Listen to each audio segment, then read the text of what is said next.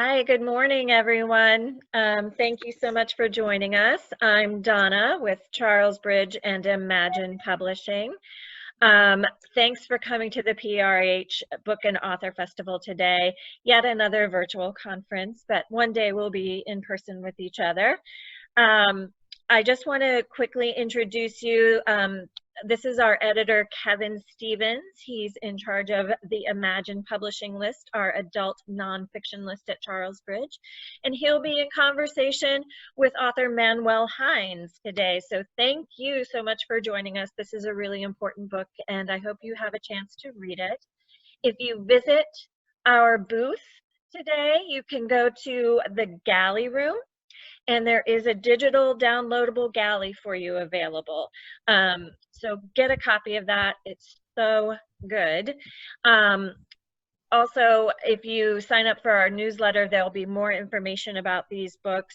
And you can do that by visiting charlesbridge.com/PRH. And there's a link there to sign up for our newsletter and to enter the giveaway for the Imagine Spring List, which includes In Defense of Liberal Democracy. Just a little housekeeping note. If you hover over the bottom of your screen, there is a button called Chat, and that will open up your chat screen. If you have any questions, throw them in there. We will be holding questions until the end so that there will be a Q&A at the end. But I know that people do have to come and go during the course of the event today. So if you have a question, ask it, and we will definitely get back to you in the chat room. Thanks so much. I'm going to throw it over to Kevin, and I'm going to disappear. Great, Donna. Thank you very much. Welcome to everybody. Delighted to be participating, or Imagine and Charles Bridge are delighted to be participating in the festival today. And very honored to have with us today Manuel Hinds, who is the author of In Defense of Liberal Democracy, What We Need to Do to Heal a Divided America, a very timely book, a book that I was really pleased to acquire and to bring to market, and to help share this really important message that Mr. Hinds has for us all. I want to tell you a little bit about Manuel before we get started, and then I'm going to ask him a few questions. Manuel is from El Salvador and he's an economist, a very distinguished economist, kind of I call him a Renaissance man, because he's not just an economist, but somebody who's very comfortable in the areas of history and culture and in world history as well as American history. He's has been a consultant to private and public institutions, including a long and distinguished relationship with the World Bank. He was the Minister of Finance in El Salvador twice, the first time from 1979 to 1980, but then also later on between 95 and 99. And as a division chief at the World Bank, he worked with more than 30 different countries. So he has tremendous global experience, not just in economics, but in politics as well. In 2000 and 2004, he was the Whitney Shepherdson Fellow at the Council of Foreign Relations in New York. He's the author of several books, not just our book, In Defense of Liberal Democracy, but also the book, The Triumph of the Flexible Society, The Connectivity Revolution, and Resistance to Change, and Playing Monopoly with the Devil, a great title about dollarization and the domestic currencies in developing countries. And he was also the co-author of Money, Markets, and Sovereignty, which won the 2010 Manhattan Institute Hyatt Prize. He lives in El Salvador, but spends a lot of time in New York in the United States and in Florida as well. And Manuel, first of all, welcome, and it's a very great pleasure to have you here with us today. Thank you very much. Hello, hello, Donna. Hello, everyone.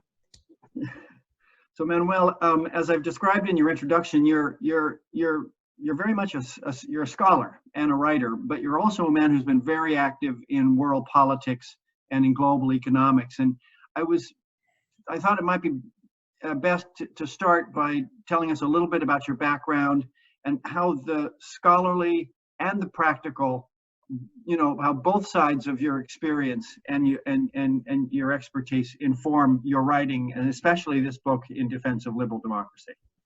Yeah, yes. Well, thank you very much.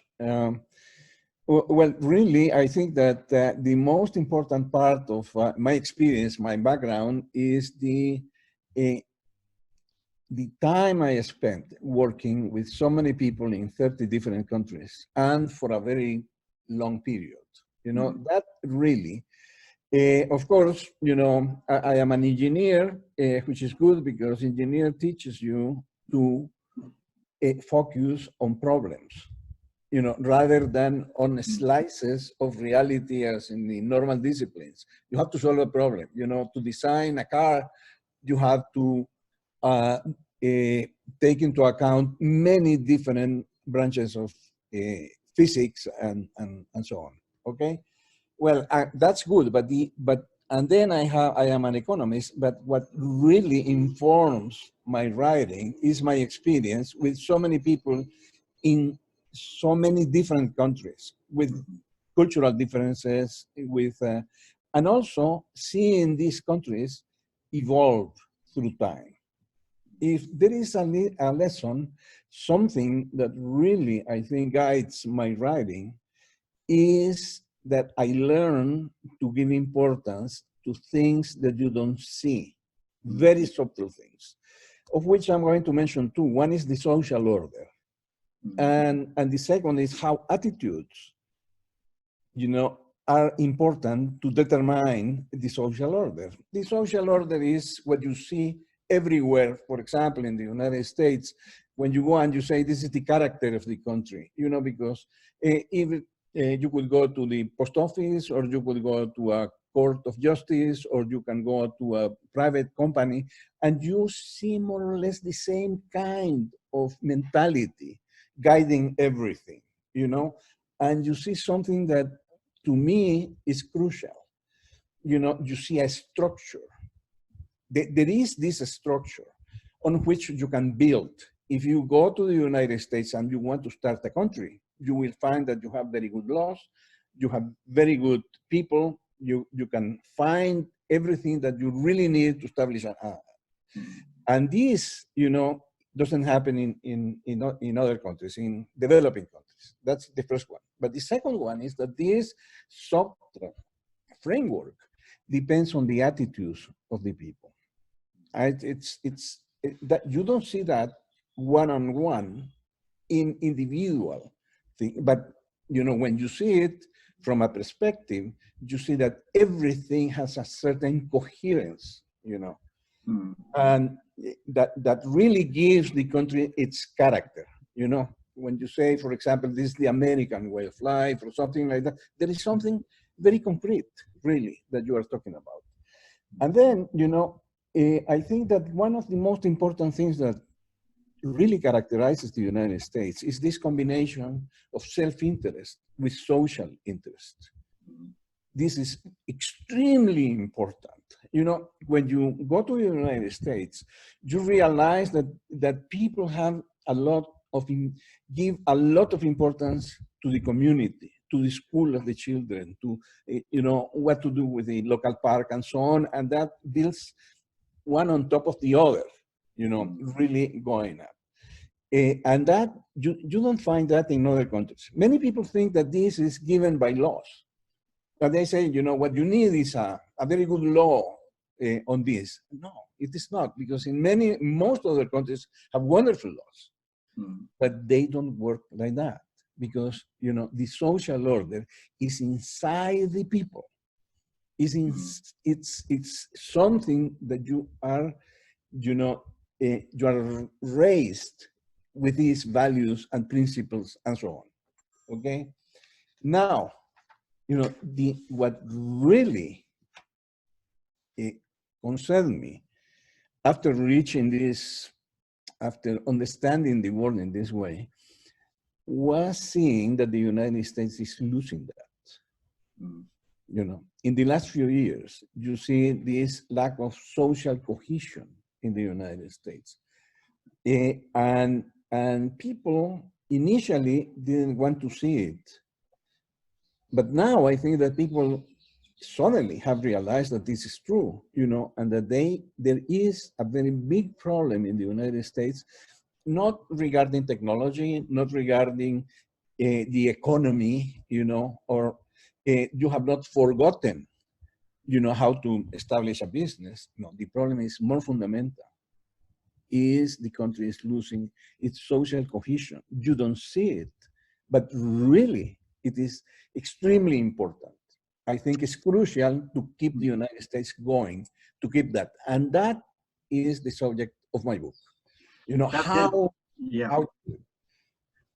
Yeah, that's interesting, Manuel. And I know that as you were writing the book and as we were working on it to bring it together and bring it to publication, many things were happening in the United States which fed right into your thesis. And what I find really interesting about the book is that there is quite a bit of history in it. There's a lot about challenges that both the world and the United States had over the years, and how different systems, political systems in different countries dealt with those challenges. But then also it brings it right up to today, very timely in terms of looking at polarization in not just the United States, but throughout the world. And also this lack of an ability for groups with different interests to compromise and come together and to unite. And I think it would be interesting if you could maybe talk a little bit about how you came to such a weighty and important subject. How did you choose that subject, and when you decided to write about liberal democracy and about the threats to it currently? Yes, well, I came to it. Actually, I didn't choose the subject. I think that the subject chose me. It's just thinking, with my natural curiosity, what is going on in the world, and then seeing that the United States was losing this cohesion. Then I started thinking, what happens if you lose your cohesion? What is the consequence of losing your cohesion, number one? And then what things could be happening today that are helping to this process, this divisiveness that is taking the country. And then I saw one thing, that it was very similar, the kind of problems, this losing of social cohesion was very similar to something that happened 100 years ago, when the Industrial Revolution was at the peak, at the turn of the 20th century. And in that moment, you will see that in many countries, all the industrializing countries, there was this something very, very similar to what we are seeing now. That almost everything creates a divisive line throughout the entire society. And you will see that this was happening in the United States, Germany, Russia, Britain, and so on, all the countries that were industrializing. And then I thought, well, how is it that industrialization or a technological revolution could create divisiveness? And then I came to the conclusion, it's very easy when you think about it. The technological revolution changes the way you produce and operate in the economy. If you were, for example, you were building sailboats, and then somebody invents the motorboat, there is a huge disruption in your business, because you are no longer, either you produce engines, and maybe you are not prepared to produce motorboats, or you are simply, you go to oblivion, because somebody else will do it. And this is really a source of stress in society. But there is something else, which is even more stressful, is that the impact of the new technologies is not symmetrical. Some people will see the new technologies and will gain from them immediately, and then they will become very rich, like, for example, Jeff Bezos, okay? But on the other hand, there are people who cannot adjust immediately to this, the transformation that is taking place in society, and they are left behind. And then you start seeing this very big differentiation, this division in society, in which many people are gaining and many people are losing from the same thing. And number three, which I think is very important, this is related to the level of education. And then you see that people that were left behind before in terms of education, now because of the new technologies are being left behind even more, okay? So I found that there was this concrete mechanism of transmission between the technological revolution and the divisiveness. Of course, the thing comes, you know, the crucial point is that the United States and Germany went through the same process, exactly the same. But the United States came out with liberal democracy, with freedom for all the people, you know, with a society based on the rights of the individual, and Germany went into Nazism and fascism. Mm-hmm. Okay, what was the difference? There, the difference is in the attitudes of the people, in the, you know, in the divisiveness. Why? You know, because in the United States, people organize themselves around compromise. You know, when you have these conflicts that come with a technological revolution, you have two ways of resolving them. One is to have one single emperor who will say, everybody has to do this. And there are many people who think that this is the best way to do that. But then you end up with a Hitler. And the other kind is like the United States. No, what we are going to do is, even if it takes us some more time to make decisions, we are going to do it democratically. Mm-hmm. We are going to understand each other, and we are going to compromise. Mm-hmm. And that was the big difference. So in a divisive society, you don't have this ability to compromise. And that's the really concerning thing about what is going on now in the United States. That's interesting, and I know that you spend a lot of time in the book, Manuel, talking about what you call the connectivity revolution and how it has had such a profound impact on the shape of the globe, the connectedness of the globe.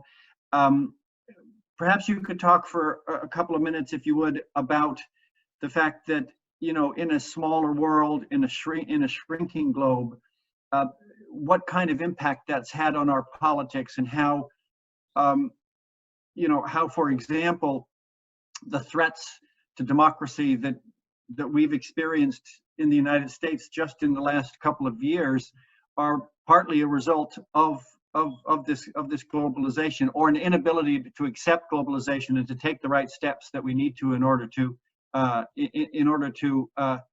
adjust to that new world.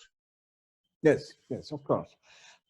You know, at first, I think it is important to say that we are living through a technological revolution that is completely different from the Industrial Revolution. Mm-hmm. You know, the Industrial Revolution multiplied the power of the muscle. This one multiplies the power of the mind. Mm-hmm. in two main ways. The first is, or there are three ways. The first is the computers. Just the computer multiplies the power of our minds. But also, you know, it multiplies it because it puts people in contact directly, mind to mind. And the other one is that it allows us to coordinate complex tasks at a distance. Yeah. Okay. And then the first impact was the third one. The first impact was that companies in the United States started to see that they could not compete with companies, let's say the United States and Japan. You know, Japan was able in the 1980s to produce better and cheaper TV sets, for example, than the United States. And then, you know, these companies realized, the companies in the United States, like say Motorola, they realized that they could not compete because they were spending too much in labor without the unskilled labor. That really, you know, the Japanese were earning much less than in the United States. And because of that, Japan was becoming more competitive. But Japan at the time could not produce the same kind of intellectual development that the United States had. You know, they in the United States had much better engineers. So they said, we are going to specialize. We are going to produce all the things that really require American talent in the United States and the things that could be produced elsewhere, which are the lower technology things we are going to produce elsewhere. And that was the start of globalization. So it is, people think of globalization as a phenomenon of trade. It is not a phenomenon of trade. It's a phenomenon of production, you know, which the United, for example, you have Apple. Apple, which is the largest enterprise now in the United States, you know, Apple doesn't produce anything visible, you know. Everything is produced in China. They subcontract that to the Chinese because that's something that the Chinese can do. But the design, you know, of all the things, the advancements in science and so on, they come from the United States. The company in the United States, they don't have factories in the United States. They only have intellectual factories. Okay, so because of that, the United States gave this tremendous advance and established, you know, created this new revolution of thought. Now there is a market of things that you don't see, you know, like Uber. You cannot see Uber, you know. They don't have cars, they don't have buildings, they don't have anything. The only thing that they do is relationships. They create relationships. Okay, that's the new revolution. Okay. So what you have now in going on is that the United States is moving to a higher level of productivity, the productivity of the mind. The problem is that not everybody in the United States is prepared to go along with this. They were producing the things that were not sophisticated before, and they don't have. And they don't have a way of integrating into the new revolution. Okay, that really becomes a very big problem. So that's the first problem created by the connectivity. You know, the ability to control things from around the world.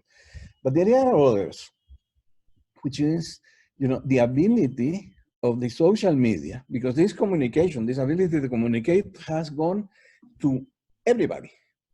You know, it has created a horizontal society. And then, you know, in this horizontal society, you can use these new technologies to lie, you know, to create divisiveness and so on. And for reasons we could discuss later, there are many politicians and many businesses who really profit from creating divisiveness. And this is something that we have to learn how to control as well, you know. It's very similar to what happened with the yellow press when coming in the Industrial Revolution. You know, people were very, very concerned that these scandals coming out every day, you know, in the yellow press would destabilize the countries. And some countries learn to control that in a democratic way, and some others had to go to tyrannies to control them. Yeah. No, that's fascinating. And what's also interesting to me, Manuel, is the fact that when the pandemic hit and we were all put into a position where or most of us were put into a position where we had to work from home, or when we get together as we are today, we're getting together virtually. We're using the elements of that revolution that you described to recreate something that we could only previously do person to person. And I have to think that after the pandemic is over, people's habits are going to change. And these habits are not just economic, but they're also political, and they're also profound, especially in the way that you described. When people lose the ability to do something that was important to a culture and is no longer important, they need to be re-educated. And I know you spend quite a bit of time in your book talking about the importance of education and the importance of retraining and of people making the adjustment, and how a democratic culture, a liberal democratic culture, supports that kind of change and adjustment more successfully than what you call a one-dimensional society. Yes, yes. I think it is important, you know, to clarify what is a one-dimensional society and a multidimensional society. You know, and we are going to use that concept. One-dimensional society is one when you live for one issue, okay? Which is, I'm going to control the society. I want power or I want money, and that's the only thing I care about. If you live in such a society, then you will find continuous conflicts, you know, between people, because if you are my competitor, you are my enemy because I want to get rich and rich and rich. Or if you are another politician, you know, you want power, power, power, total power, and we both want total power. If we think in that way, you will always have only one dimension in which you end up saying you either kill or are killed. You know, there is no other possibility. That is completely different from a multidimensional society, you know, in which people have many different interests, you know. They have many different activities, many different, and they also have this social interest. They say, well, yes, I want to be rich, but I don't want to become an enemy of Kevin, okay? So, you know, let's see how we can find solutions to problems so that Kevin will be happy and I will be happy. You know, maybe we are not 100% happy, but actually we will be more than 100% happy because we will have something that is sustainable. Yeah. You know, and that is crucial. Okay. Now, if we come to the pandemic, you know, the pandemic is accelerating all these trends we were discussing, you know, because companies would eventually come to this structure of working from away, from afar, you know. But it will take maybe 10, 15 years to do it. Now, because of the pandemic, it has happened in 1 year, you know, and they have discovered that this is a better way of managing the companies. Yeah. So many people will be left unemployed, you know, and many places, you know, like buildings and so on, will be unemployed also. Yeah. So what we are having with this pandemic, we will have a crisis of acceleration of change, which could accelerate the divisiveness. But then, you know, in this moment, the government is doing this thing about having very big fiscal deficits, you know, injecting a lot of money into the economy, which could be fine. I'm not saying that this is not good. Maybe, you know, maybe they're overdoing it, but the problem is that they don't solve the real problem. You know, even if you inject a lot of money in the economy, there are many people that will never be employed if they don't gain new skills. You know, you have to help people to adjust to this new world. You know, it's during the Industrial Revolution, you could have increased the amount of money circulating in the economy, but then people who were displaced by tractors would be unemployed, you know? So so that's the difference. We have to understand what is the real nature of the problem. We have to adjust to a completely new world. And I like how your argument that liberal democracy provides the institutions, the attitudes, and the combination of multidimensional forces to allow that to happen. I also like, Manuel, how in the book you talk about some very specific challenges to American multidimensional thinking. You say it is a crucial part of who we are, but you also point out that historically there have been things like slavery, populism, and social polarization. These are specific barriers to social and democratic equality that I think you cover really well. And perhaps you talk a little bit about how history can help us to understand how to deal with the legacy of some of those challenges. Yes. Yeah. Now we are talking about, I think, the most crucial point, you know, because it is very easy to say we are going to change policies, we are going to inject more money in the economy and so on. We are talking about changing our minds, changing our attitudes, you know, because, and then we can use history to see how people in the United States really have been able to change their minds. You know, that's why I am optimistic about this.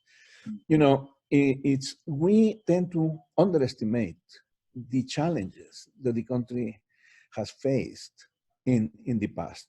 You can imagine 13 different colonies, you know, dependent from one country, okay, not interdependent among them, you know. And then, you know, take one country, the size of the United States in that time, but also look at the size of the country today. All came from that.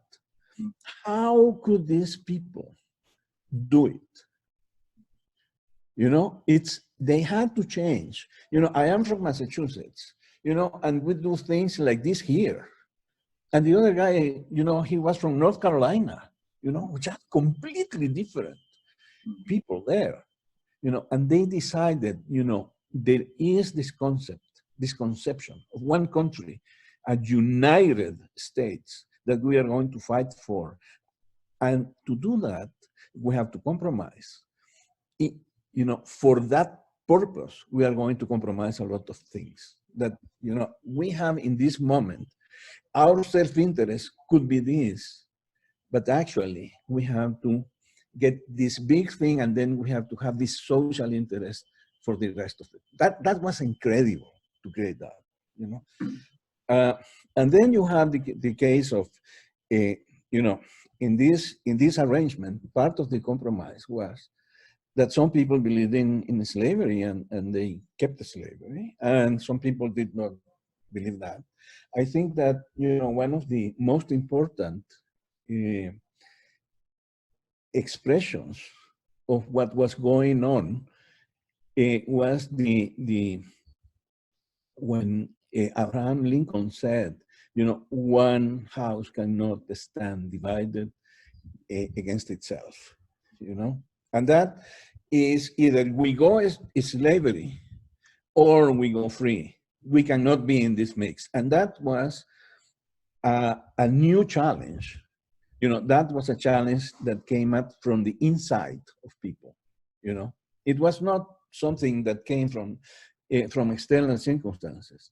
It was that, you know, society was understanding that they have to opt for something, and they opted for that. And it was a cruel civil war and so on. They went through that. But then, you know, it came the Industrial Revolution. And the United States has been a country, an agricultural country, with people living far from each other and so on. And then suddenly, these big forces of industrialization, and it became urban. People started to live together, and they started saying, we want to have much more to do, much more to say about what is going on. And then also industry started to show that it was giving a lot of wealth, but at the same time, it was unstable. And then suddenly, when you have a downturn, many people, millions of people could be left unemployed. And then, this was a completely new way of looking at things. Before this, it was, well, we are all free, we can do whatever. We are not going to be concerned if you are unemployed. But then, the country realized this is a problem, this is a very serious problem for a very important part of the United States, of our population. We have to work for this, so that we are going to isolate people from these fluctuations. And they did that. And that was Social Security, the New Deal, okay? Now, but then there was this idea, in order to grow, in order to develop, we have to first produce, and then we are going to distribute. So first we become rich, and then we educate the population. But the problem is that we are going into the knowledge economy, as we were discussing. The future is with the mind. So if you don't have human capital, if you don't educate your people, and your people is not healthy, you're not going to produce. You're going to lag behind the rest of the world.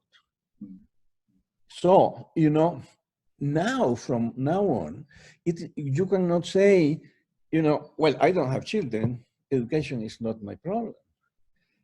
That change in mentality, it has to take place now, Yeah, that's interesting. And Manuel, another thing I really like about the book is the way that you go into these crises to the American social and political and technological order in detail: the Civil War, slavery, the Depression, the New Deal, the connectivity revolution, and you show how both the country managed to overcome these crises, but also how those crises continue to stay with us in different ways, and how they require constant vigilance and attention, and how it's never complete, and that the liberal democratic experiment is by no means complete. And I know that as you were concluding this book,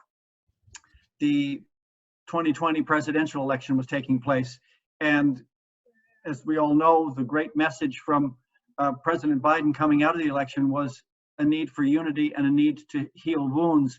And I was wondering, after writing this book and going through the history of the last few years, how hopeful you are about the United States being able to heal those wounds of polarization, which continue to be there, of course, but also looking at other countries throughout the world, and especially that we live in a globalized society. Are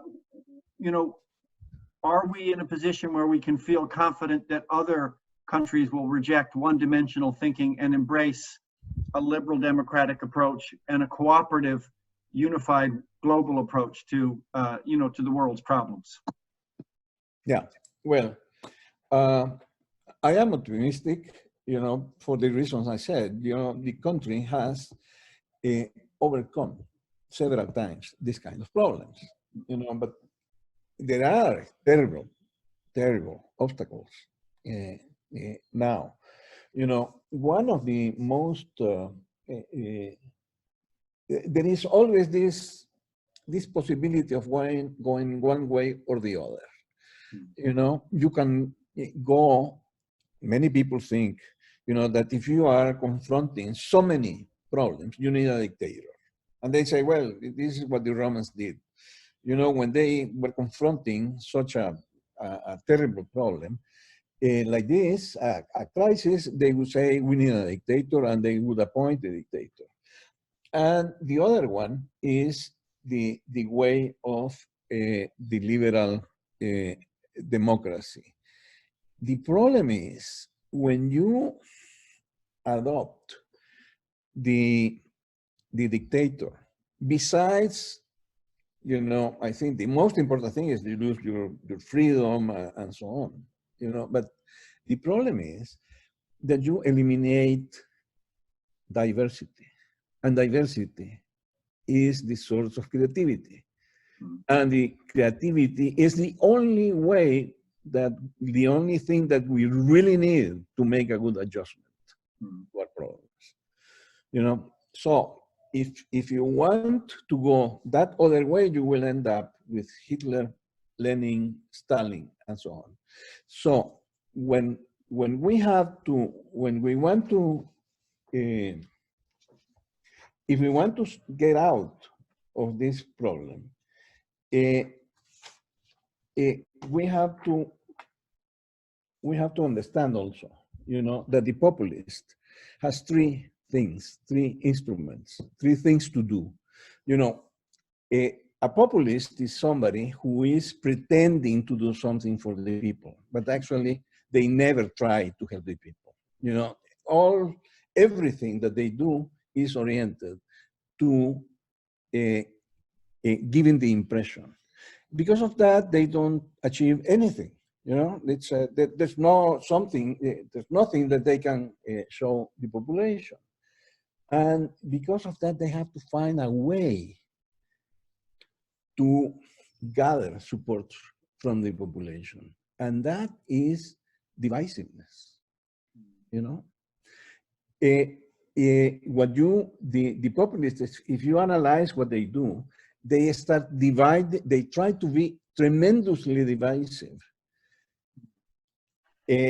But then, you know, they have to find an enemy, and they will blame that enemy for all the divisiveness and all the other problems.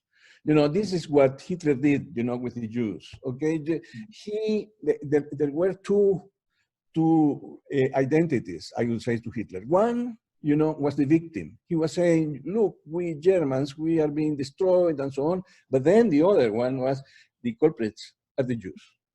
Okay, and then in those circumstances,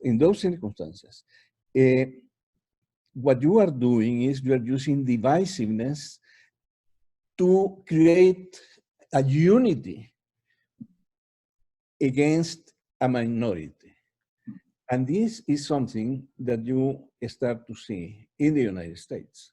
You know, people who are starting to fight each other and saying all the problems are the culprit, you know, this group is the culprit for all the problems in the country, and the other saying the same. And then you are fragmenting more and more the country. And then you are opening the door for somebody to come and really find one victim group and then unify all of them together against that victim. Yeah. That is extremely dangerous.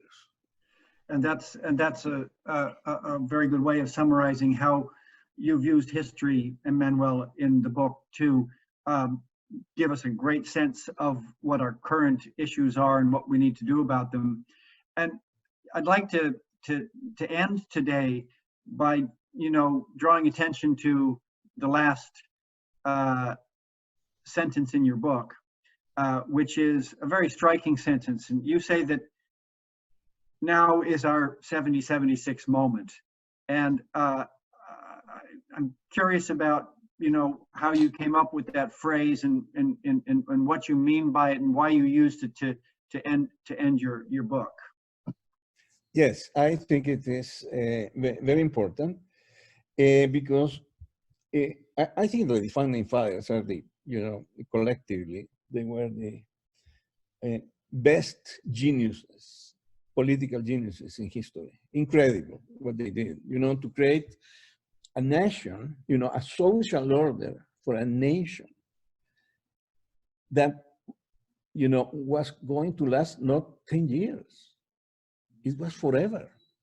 So they had to find a way, a social order that would withstand problems that they could not envisage. It was impossible. They couldn't know that the Industrial Revolution would come and that liberal democracy would survive, and they could not know. So they are not talking about policies. They were talking about this social order, this set of relationships. What are the things, that if we have social interest, will make this country work. But there are two sides to it. Okay, there are two sides to it. One is the system. Okay, this checks and balances, and this is laws, but the other one, the most important, is we have to have the social interest to make this work. If we don't make,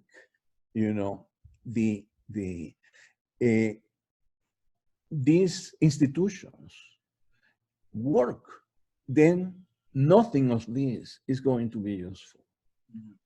Okay, so that moment in which they said all this can be reduced to the system and our willingness to, have cohesion, to compromise with the others, to have a social interest, to have an interest in the United States is going to die.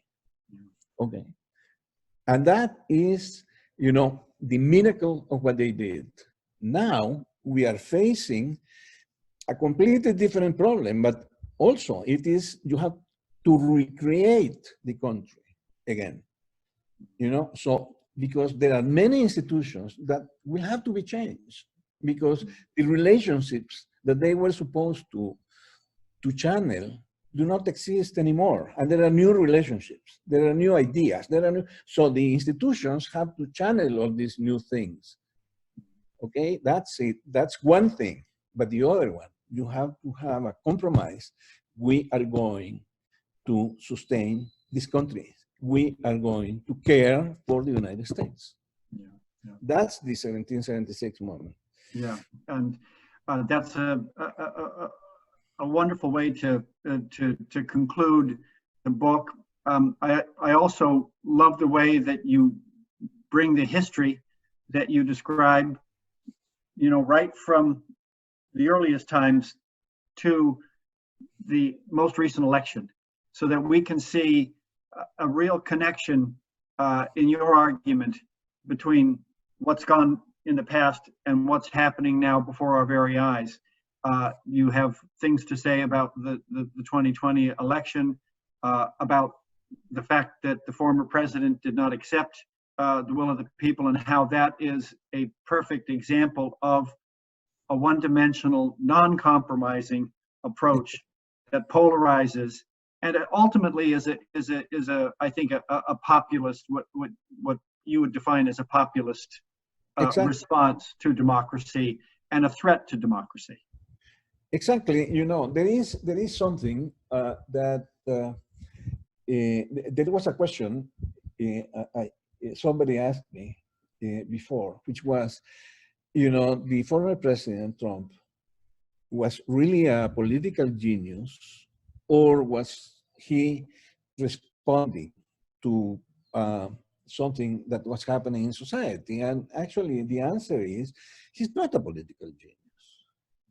He is a person who really wants to do what he wants with everybody. And the point is that it is society, it's individuals who have looked for him. They were looking for a Trump, and they found a Trump. But if Trump is not there, they will find another Trump. And that's the real problem, because it is not that of course, the way his character and so on, he worsened this problem, this lack of compromise, lack of willingness to compromise.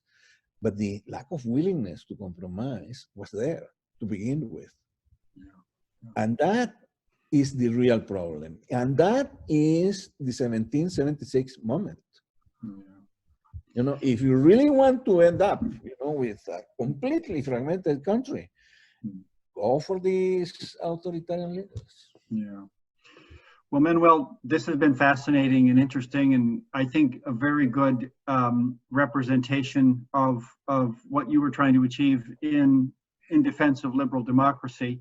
One question here. I encourage other people, if they have any questions before we finish up now, to please drop them into the chat box. The one question I have here is, if you have any plans for any further books, or what you have, what you're looking forward to in your career at this point, now that you're retired as an economist, or maybe you're not, maybe you continue to be, but what are your plans from this point? Well, you know, I'm not retired as an economist, but really I think that the economy is not the most important thing in this moment. You know, it's this is one of the points of the book also, that people tend to think that liberal democracy and capitalism are only about the economy. And actually the economy is a consequence of the way, you know, you structure the entire society on the basis of freedom, you know, of social interest and so on.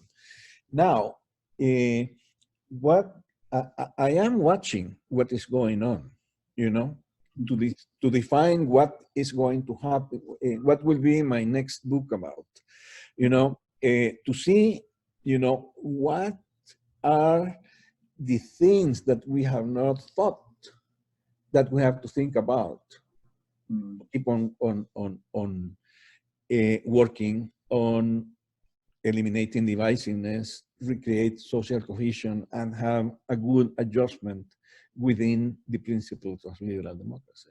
Yeah, yeah.